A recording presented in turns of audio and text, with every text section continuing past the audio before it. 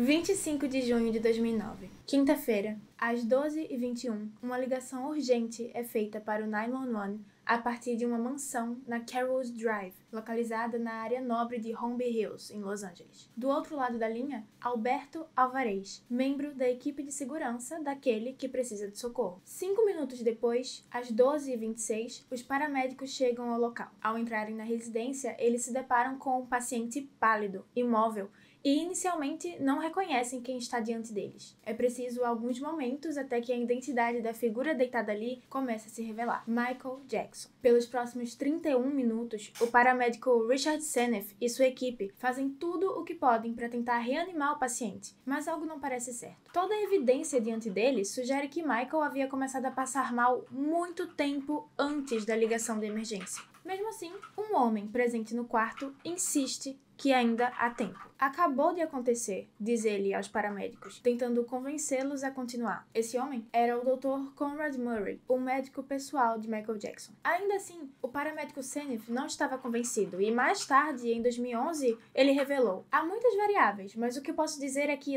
lá no fundo, eu sentia que aquilo não tinha acabado de acontecer. A equipe continuou tentando sem sucesso. Às 12h57, foi pedida permissão para declarar o paciente morto, mas o Dr. Murray relutou. Inspecionando o corpo ele mesmo, ele afirmou que sentiu um leve pulso no pescoço de Michael. Embora os paramédicos verificassem e não encontrassem absolutamente nada, o médico implorou para que levassem Michael ao hospital da UCLA, a Universidade da Califórnia, em Los Angeles. Às 1h07, o corpo de Michael Jackson foi colocado na ambulância. Já haviam se passado 40 minutos desde a chegada dos socorristas à cena. 7 minutos depois, às 1h14, a ambulância chega ao Centro Médico Ronald Reagan da UCLA. O veículo estaciona discretamente próximo à entrada da sala de emergência. Para proteger a identidade do paciente da mídia, que já começa a se aglomerar, uma toalha cobre o seu rosto. O clima é tenso. Alguém muito importante acaba de ser internado. Alguém que, até então,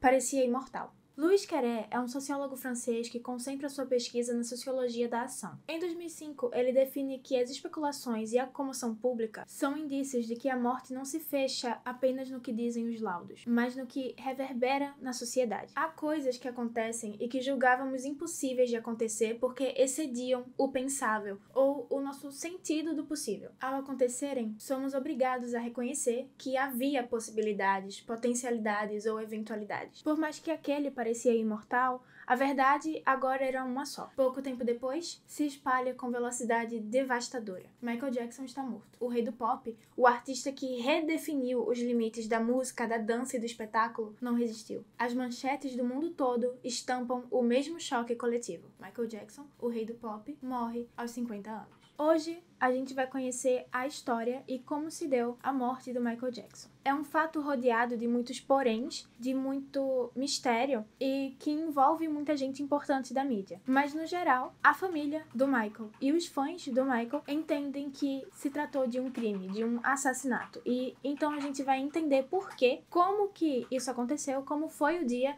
e o que antecedeu esse acontecimento para que seja tão estranha essa morte repentina. Mas antes da gente entender o dia e a morte dele, a gente precisa voltar muito no tempo e entender a pessoa Michael Jackson. Muito, mas muito tempo antes da ambulância, da ligação para o 911 e das manchetes devastadoras, havia um menino. Um garoto negro de voz suave e brilho incomum nos olhos. Nascido em 29 de agosto de 1958, em Gary, Indiana, nos Estados Unidos, Michael era o 7º filho de 9 da família Jackson, uma família de músicos. Seus pais eram Catherine e Joseph Jackson. E o Michael cresceu em uma casa modesta, simples e extremamente disciplinada. O seu pai era conhecido pela rigidez e, segundo o próprio Michael mais tarde revelou, por abusos físicos e psicológicos. Foi o Joseph quem reuniu os filhos e formou o grupo Jackson 5, aquele que colocaria Michael pela primeira vez no palco, ainda com 5 anos de idade. Acontece que por causa do grupo, da banda, a infância do Michael foi totalmente roubada dele nesse sentido. Eles ensaiavam por horas e horas todos os dias, não podiam brincar com as crianças do bairro,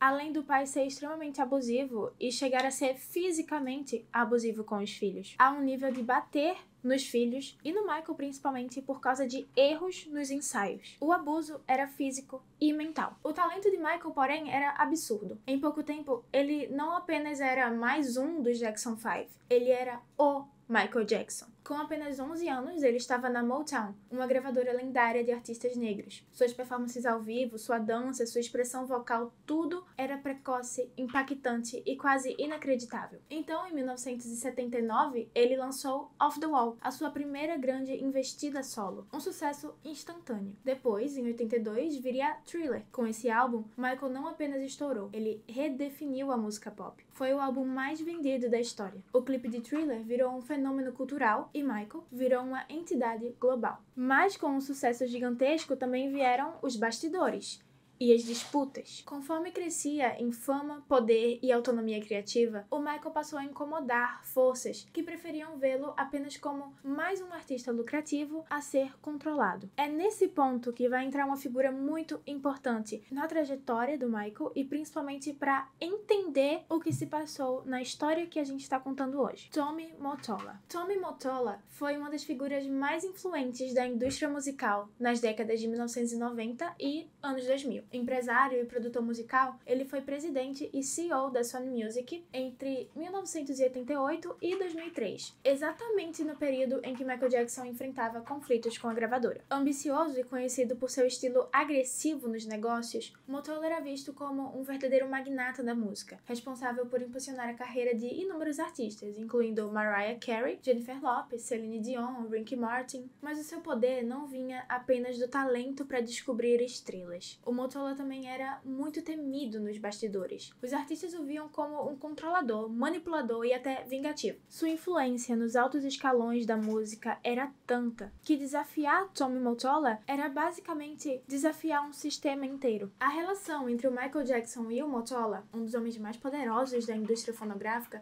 se tornaria um dos capítulos mais tensos de sua carreira. O que começou como uma parceria comercial entre o maior astro do mundo e a gigante Sony Music, rapidamente se transformou em uma batalha de poder, racismo, interesses corporativos e sabotagens silenciosas. E se agora a gente entende a figura do Tommy Mottola, a sua importância, a sua relevância na indústria, agora a gente vai começar a entender a relação que ele teve com o Michael, como isso começou, quando que se tornou algo problemático, algo difícil.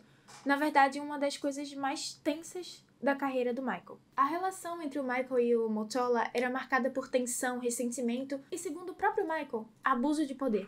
Essa animosidade não surgiu do nada. Nos bastidores da indústria musical, o Mottola, que era então executivo da Sony Music, era visto como controlador e manipulador. Já o Michael, por sua vez, não queria aceitar ser apenas um produto dessa indústria. Ele queria liberdade artística para poder falar sobre os temas sociais que ele queria, como a gente sabe que ele fez em They Don't Care About Us, Man in the Mirror e várias outras que a gente sabe. Mas o Mottola insistia que ele se mantivesse preso ao pop comercial e evitasse qualquer tipo de discurso politizado. Coisa que o Michael claramente não queria fazer como artista. Ele queria poder usar a sua voz para fazer as suas músicas de denúncia social, de crítica social, falar sobre o que ele queria, o que ele passava, o que ele vivia. Além disso, esse conflito se agravou lá entre os anos 80 e 90, quando Michael adquiriu parte do catálogo da ATV Publishing. Era um acervo valiosíssimo, com os direitos de músicas dos Beatles, do Bob Dylan. Então agora Michael se tornava dono de todas essas discografias importantes. Mais tarde,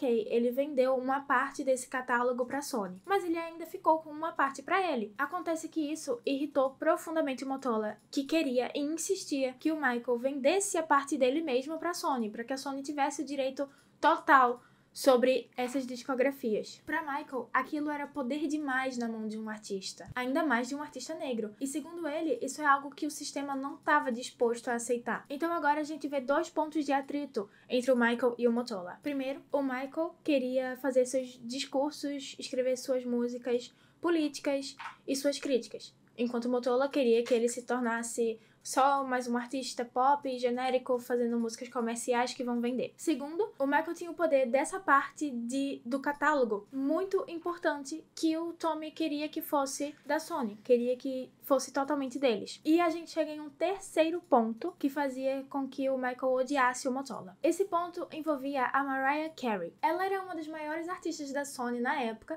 e, por acaso, ela era ex-esposa de Mottola. O Michael acreditava que o Mottola estava sabotando a carreira da Mariah, depois do divórcio e o fim do casamento, o que só reforçou sua percepção de que o Mottola era racista e vingativo. Acontece que o Michael era muito próximo da Mariah Carey, então ver como ela foi tratada durante o casamento, como ela foi tratada depois do término, depois do divórcio, e o que ele estava fazendo com a carreira dela agora fazia com que o Michael odiasse mais ainda. Então agora ele já tem 3 ótimos motivos pra odiar esse cara. A gente já tem 3 motivos importantes e depois chegam mais motivos na linha do tempo. Mas aqui a gente pra falar sobre algo importante que aconteceu em 1993. Conforme sua relação com a Sony se deteriorava nesse sentido, uma nova ameaça surgia: as acusações de infantil. Em 1993, o Michael foi acusado por um menino chamado Jordan Chandler. Um acordo milionário foi feito fora dos tribunais, o que muitos interpretaram como uma espécie de confissão de culpa.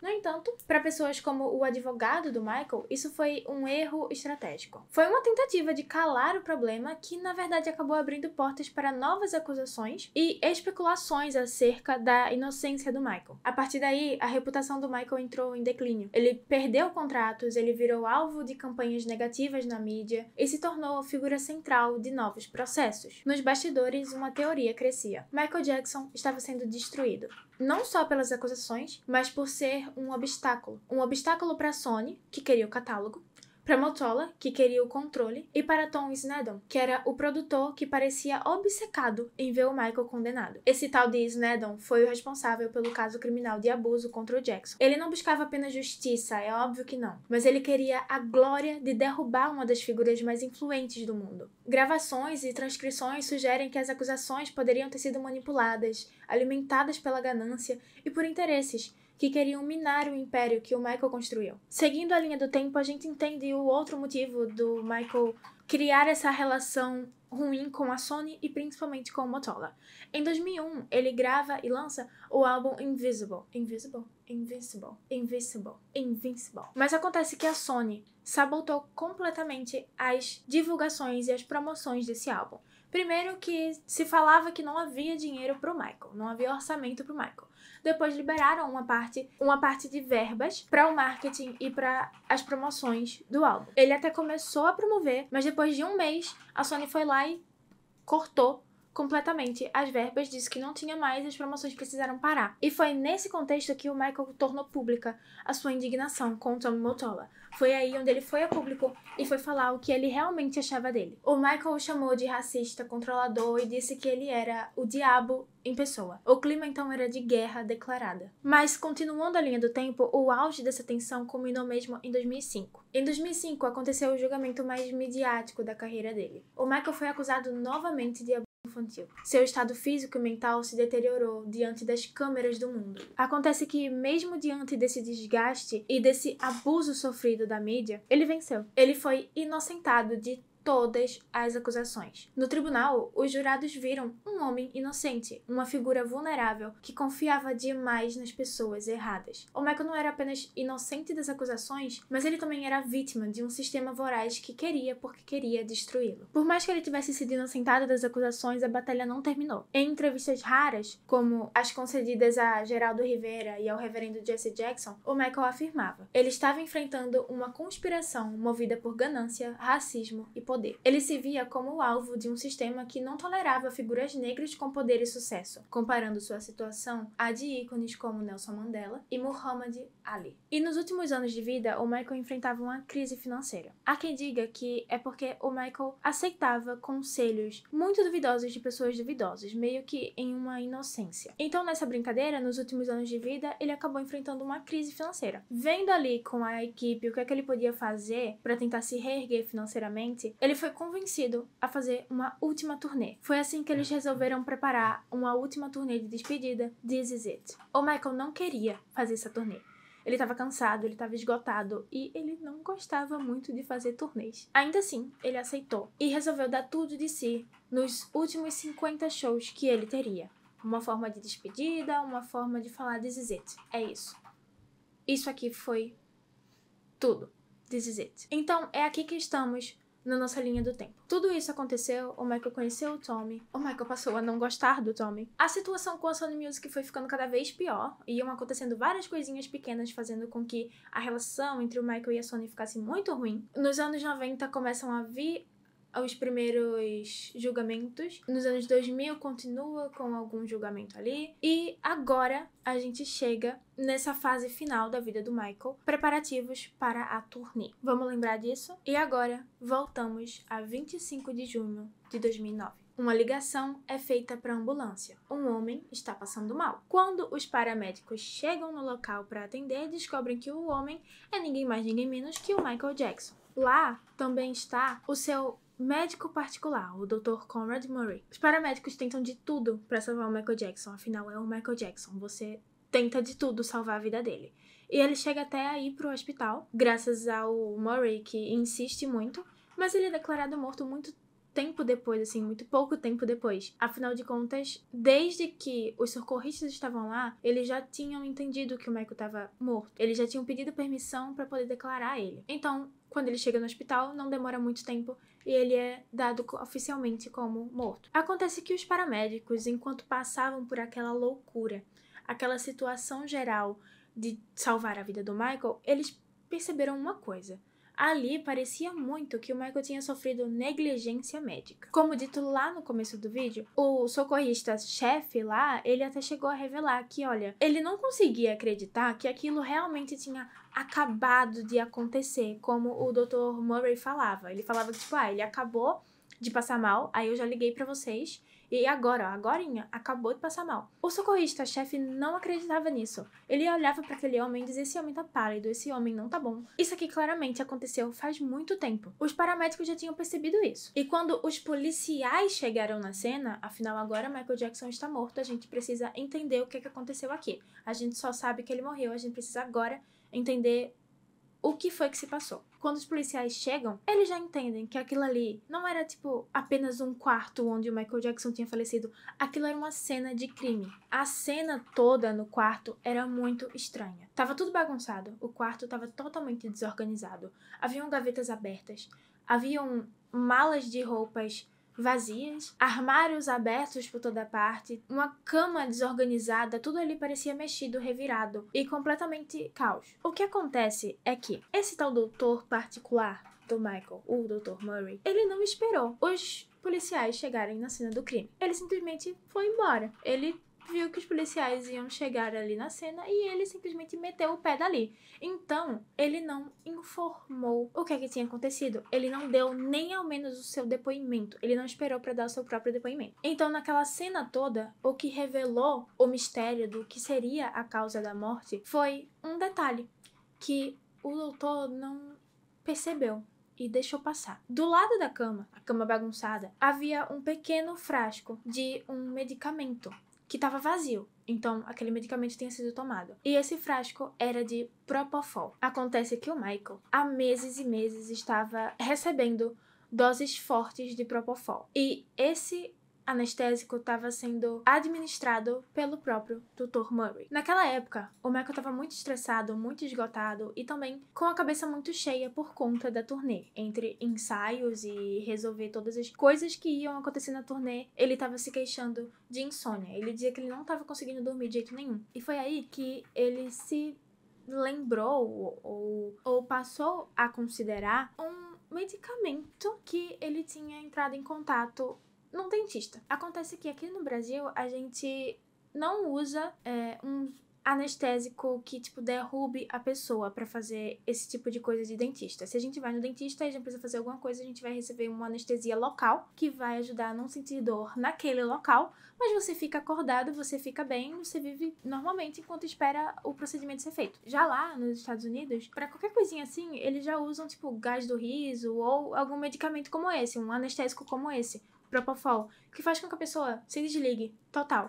Se desligue completamente. E o Michael usou isso uma vez, né, em um desses dias em dentista, e ele gostou muito de como ele ficou depois de ter usado o Propofol, de como ele ficou tranquilo, como ele dormiu, como ele relaxou. E aquele era claramente um homem que precisava relaxar. E na cabeça dele, ele tinha que achar alguma forma de descansar. E ele achou que seria uma boa ideia usar isso. Então, ele contratou o Dr. Murray para que pudesse dar a ele as doses de medicamento para dormir, ou melhor, do Propofol. Acontece que, assim, o Propofol é um anestésico muito, muito forte. E eu fui pesquisar e vi uma médica de Harvard, eu acho. De Harvard, falando em uma entrevista a uma revista americana, que era Scientific American, acertei. E ela foi explicar a força que tem o Propofol. E ela disse o seguinte: não é um auxílio para dormir de forma alguma. É um anestésico geral. Ele coloca a pessoa sob anestesia total. E um remédio para dormir não faz isso. Ele não foi feito para uso doméstico. Ele deve ser usado apenas por anestesiologistas em ambiente clínico. Usá-lo como um simples indutor de sono é completamente errado. Esse medicamento tem uma margem de segurança extremamente estreita. Ela altera o estado do corpo muito rapidamente, podendo causar inconsciência e parada respiratória em segundos.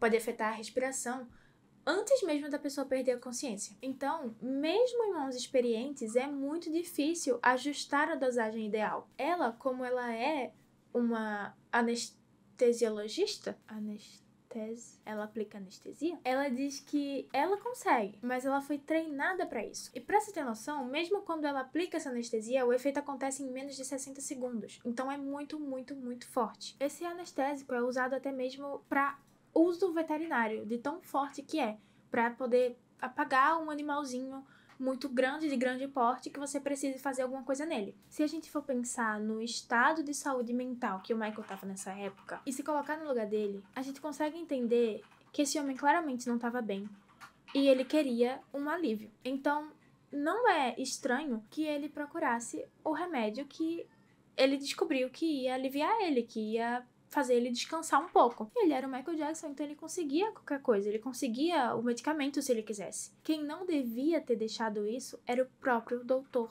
Conrad Murray. Ele devia ter olhado pra isso e dito, isso aqui é muito forte, isso aqui a gente não precisa fazer. Você quer dormir? A gente pode conseguir uma melatonina ou alguma outra coisa. Ele não devia em momento nenhum ter deixado. Era a responsabilidade do médico particular falar pro paciente, não, você não vai tomar isso. Mas ele fez isso? Ele não fez isso.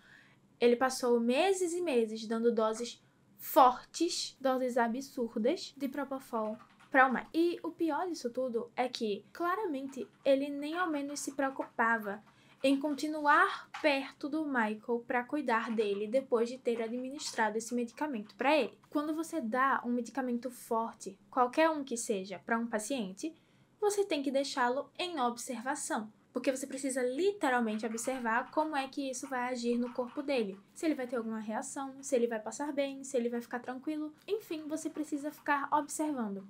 Ele não fez isso em momento nenhum. Claramente ele não tinha costume de fazer isso, de ter esse cuidado.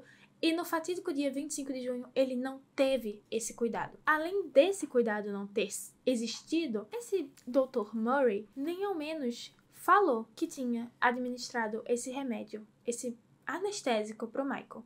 Depois, ele fez uma lista de, remédios que o Michael estava tomando naquele dia, pra poder, analisar e tal. Ele fez, era isso aqui que ele estava tomando.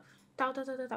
Ele não citou Propofol em momento nenhum. Ele simplesmente não falou. Eles só descobriram que era Propofol porque eles tinham encontrado o frasco de remédio ali no canto do quarto. Se não fosse por isso, ele não ia falar também. Depois que, por exemplo, o corpo foi liberado, que pôde ser feitos mais exames ali, inclusive visto que, foi Propofol e tal, não sei o quê. Também foi visto a hora da morte. Você consegue ter ali qual foi o horário que aquele corpo se desviveu, você consegue ver numa autópsia, num exame melhorzinho. E depois que isso foi feito, eles perceberam que havia uma lacuna muito grande entre a hora que o Michael tinha morrido e a hora que a ligação tinha sido feita pro 911. Então, esse tempo todo que o Michael já estava falecido, o que é que esse doutor estava fazendo? Não só ele, mas também o segurança do Michael, que foi quem ligou pra ambulância. O que é que eles estavam fazendo esse tempo todo que não estavam socorrendo o Michael? Os policiais foram investigar, então, o que é que ele estava fazendo nesse tempo, nesse intervalo de tempo, e simplesmente descobriram que ele estava mandando mensagem no WhatsApp. Não era o WhatsApp na época, muito provavelmente, mas ele estava mandando mensagem. Talvez um SMS, não sei. Ele estava lá, de boa, vivendo a vida dele, sem estar próximo do Michael, mandando mensagem para as pessoas durante todo esse período de tempo que o Michael estava lá, passando mal e morrendo, sem prestar socorro, sem ligar para a emergência, claramente negligência médica. Então, beleza, temos um suspeito, temos 2 suspeitos. Temos o segurança, que também não prestou socorro imediato, e temos o doutor, aquele que administrou a causa da morte para a vítima, e que, além disso, também não fez nada para ajudar, como se quisesse que aquilo acontecesse mesmo. Então, tendo isso em mente, tendo esse suspeito, o Dr. Murray foi indiciado. Ele foi indiciado por homicídio culposo, que é quando não há intenção de matar. É assim que a gente chama no Brasil. Lá, ele foi indiciado por um termo chamado involuntary manslaughter, que é basicamente a mesma coisa. Ele, por negligência, por não prestar socorro ou por alguma coisa que não foi por querer, ele acabou sendo culpado por matar alguém. Então, ele foi indiciado por isso. Não é que exatamente o júri ou a corte achassem que ele era isento de uma culpa mais direta, mas é porque eles precisavam que o Dr. Murray fosse logo preso. Explicando melhor, eles tiveram que indiciar ele pela coisa mais fácil de fazer ele ser preso.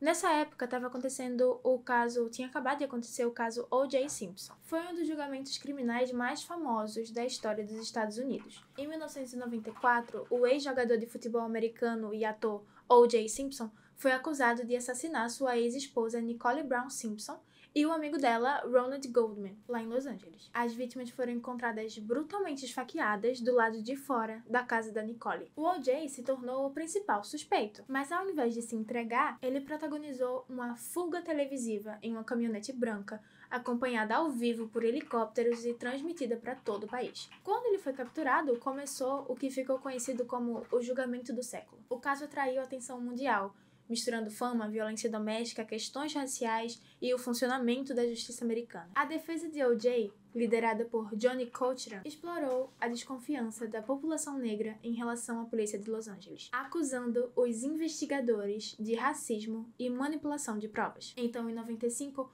o O.J. foi declarado inocente por um júri popular, apesar das evidências físicas. A decisão dividiu o país. Muitos viram a absolvição como justiça contra um sistema racista, enquanto outros acreditavam que ele havia escapado impune de um duplo assassinato. Como tudo era muito recente e o público em geral, as pessoas dos Estados Unidos estavam ainda muito sensíveis sobre isso, as pessoas estavam, malucas por justiça. Então, a corte sabia que eles precisavam prender um culpado pelo assassinato do Michael. Então, para eles, era muito mais vantajoso que ele fosse indiciado por homicídio culposo, onde seria muito mais fácil de fazer todo o julgamento e fazer ele ser preso, do que fazer ele ser condenado por homicídio doloso e ter que fazer toda uma investigação maior, todo um negócio. E talvez ele não fosse indiciado por homicídio doloso, porque talvez não conseguissem provar que ele teve a intenção de matar.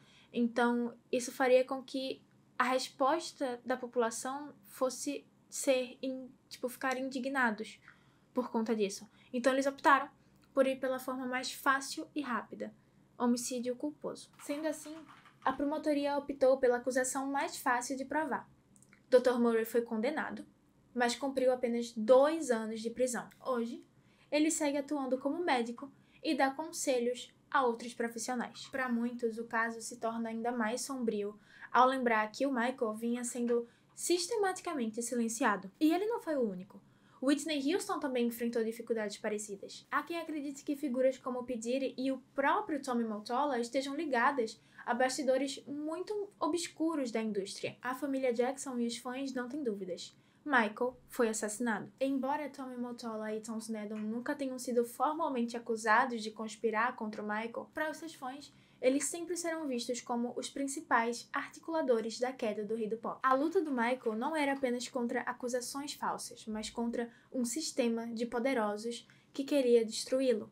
e que conseguiu no dia 25 de junho de 2009. A sua morte abriu espaço para decisões que ele jamais teria permitido em vida. Apesar de estar em crise financeira, como eu disse, o Michael jamais entregou sua participação no catálogo da MTV. Mas após a sua morte, o espólio do Michael vendeu essa parte que restava à Sony por 750 milhões de dólares. Com isso, a gravadora finalmente conseguiu o controle total de um dos acervos mais valiosos da história da música. Sem contar que, assim, o Tommy já estava enfrentando muitas dificuldades com o Michael, que teimava e não ia deixar ele ganhar. Então, o Michael não queria fazer músicas comerciais para fazer vender, para o Tommy e para a Sony lucrarem em cima dele. Sendo assim, o Mottola estava muito irritado com essa situação. Agora, depois que o Michael faleceu, o que acontece? Quando um artista morre, o que acontece? As vendas das coisas deles vão lá para cima. Todo mundo começa a comprar álbum, todo mundo começa a streamar música, todo mundo começa a consumir aquele artista, porque ele acabou de falecer.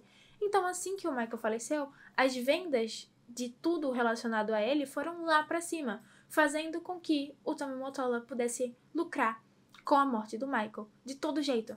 Então, o Michael não estava dando o lucro que ele queria. Então, quando o Michael sumiu e não era mais um problema pro Tommy Mottola, ele simplesmente conseguiu o lucro que ele tanto queria. Além disso, ele conseguiu a parte da MTV que ele tanto queria. E no final das contas, se viu livre do Michael, que já estava por aqui com ele. E que a qualquer momento podia só continuar falando e falando, como ele já vinha se colocando a público, indo em frente, falando sobre a Mariah, falando sobre ele. E ele não estava mais calado e quietinho, esperando e, sei lá, concordando com o que estava acontecendo. Ele estava prestes a falar. E nesse momento, ele simplesmente é assassinado. Acontece que o Michael precisou morrer para que os adversários dele conseguissem o que eles tanto queriam. O declínio do Michael, o fim de um reinado, só aconteceu porque ele foi literalmente assassinado. Toda essa história é muito esquisita e muito revoltante. Simplesmente a pessoa que efetivamente matou o Michael está livre e atua como médico, o que é tão ridículo que chega a ser engraçado, de tão absurdo que é. Porque esse homem que se recusou a tomar os cuidados médicos necessários com o Michael ao administrar um anestésico para ele, é o homem que está aconselhando médicos por aí. Que tipo de conselhos ele deve dar? Ele deve dar os melhores conselhos do mundo, né? Além disso, a gente sabe que existe a teoria agora, principalmente, de que tenha relação com o caso do P. Diddy, que tenha relação com outras mortes da mídia, outras mortes da cultura pop, tenham a ver com segredos e denúncias que podiam ser feitas pelo Michael, como a gente sabe que ele era um homem muito certo e um homem que criticava, um homem que denunciava, um homem que ia a público e falava. Então, ele basicamente foi silenciado. Não apenas o Mottola, mas também pessoas como o Tom Sneddon queriam, porque queriam ele mal, queriam ver, sei lá, se ver livres dele ou alguma coisa do tipo, e acabaram conseguindo. Então, o que isso diz sobre a indústria, né? Essa indústria tão corrosiva, tão tóxica, tão tenebrosa, que conseguiu acabar com o que eles tinham de mais lucrativo, de mais bonito, de mais autêntico e, sinceramente, com o maior ato, qual a palavra? Icônico e importante que a indústria mesmo tinha. Eles mesmos acabaram com isso. O que é uma jogada difícil de entender, porque eles perderam de lucrar bastante com a turnê, com o próprio Michael, mas é algo que com certeza tem um motivo bem podre por trás que a gente nem vai entender, porque não é pra gente entender, porque eles não vão deixar chegar. Então é, no geral, muito esquisito, muito estranho. Mas enfim, esse foi o caso do assassinato do Michael Jackson, como aconteceu desde muito tempo atrás. É uma rede, um sistema que começou muito antes de 2009, então é um tanto complicado de entender, talvez seja um pouco confuso de entender, mas acho que deu pra entender bem o que aconteceu. E me digam o que é que vocês acham aí embaixo sobre o assassinato, sobre o caso, sobre o Mottola, sobre o Dr. Murray, sobre o fato de ele não ter basicamente pago por nada que fez. E é isso. Tchau.